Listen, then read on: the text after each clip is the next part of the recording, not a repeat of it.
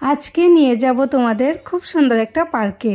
যারা যারা এই পার্কে গিয়েছো তারা তো অবশ্যই চিনতে পেরেছো, আর যারা যাওনি এখনও তারা অবশ্যই আমার ভিডিওটা পুরোটা দেখো।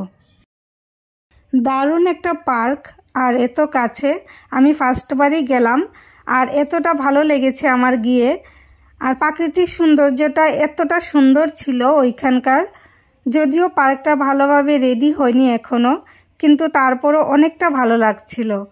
বৃষ্টি আসছিল তাই আমি বেশি সময় থাকতে পারলাম না, তবুও তোমাদের সাথে আমি যতটুকু পারলাম শেয়ার করলাম।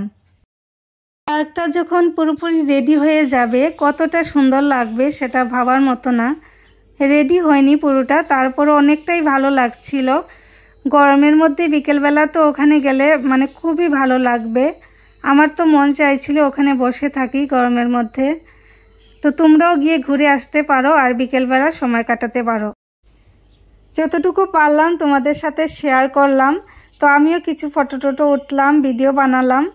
আর যারা যারা এই পার্কে গিয়েছো তারা কমেন্ট করে বলো যে পার্কটা কোথায় আর কি নাম পার্কটার। আর যারা যাওনি তারাও কমেন্ট করে বলো। এখন আমরা বেরিয়ে যাব, কারণ বৃষ্টি আসছিল অন্ধকার করে, বাতাসও চলছিল খুব।